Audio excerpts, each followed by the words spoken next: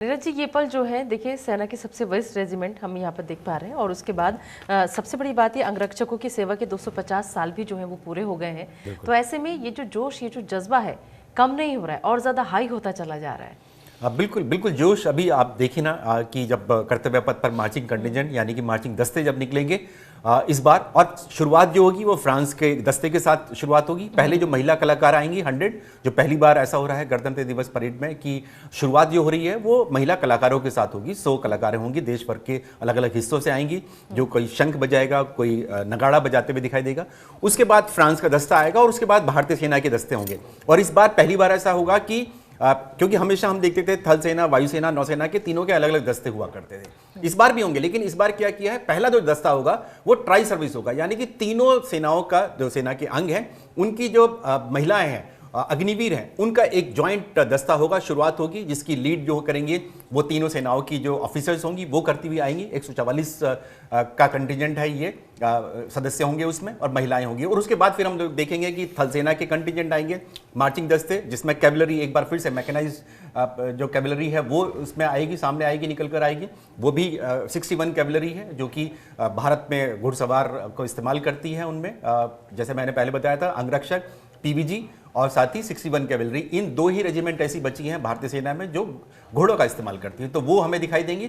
और उसके बाद फिर हम राजरिफ यानी कि राजपूताना राइफल्स दिखाई देगी, मराठा रेजिमेंट दिखाई देगी। तो पूरे जोश के साथ आएंगी। और पहली बार ऐसा होगा कि एमएनएस, जो कि मैटरनिटी एंड नर्सिंग सर्विस है भारतीय सेना की, ट्राई सर्विस है वो, उनकी जो महिला ऑफिसर्स होंगी वो भी हमें पहली बार दिखाई देंगी इस कर्तव्य पथ पर।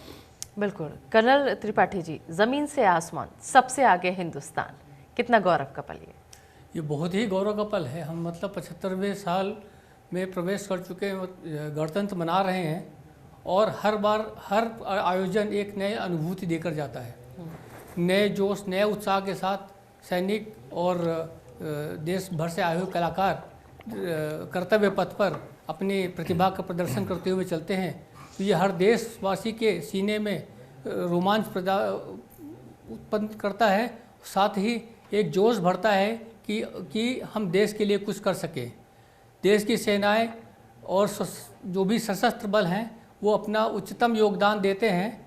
इसके साथ साथ जो देश के विभिन्न नागरिक क्षेत्रों में काम करने वाली संस्थाएं हैं, चाहे वह विभाग हैं, वो भी अपनी सहभागिता इस प्रदर्शन झांकी के माध्यम से, जो यहाँ पर आपके सामने परेड की जो मार्चिंग दस्तों के बाद जब आएंगी झांकियाँ, तो आपको विविध मंत्रालयों के जो उनकी उपलब्धियां हैं या जो उन्होंने किया है या वो क्या करने वाले हैं, इन सब की झांकियां आपको टेबलों के माध्यम से दिखाई जाती हैं।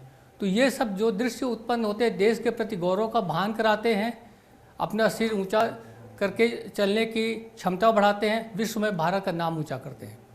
जी बिल्कुल। तो तस्वीरें आपको हम दिखा रहे हैं। यहाँ पर प्रधानमंत्री नरेंद्र मोदी को आप देखिए और फ्रांस के राष्ट्रपति को देखिए और भारत के राष्ट्रपति द्रौपदी मुर्मू को देखिए, साथ ही साथ उपराष्ट्रपति भी जगदीप धनखड़ साहब यहाँ पर मौजूद हैं।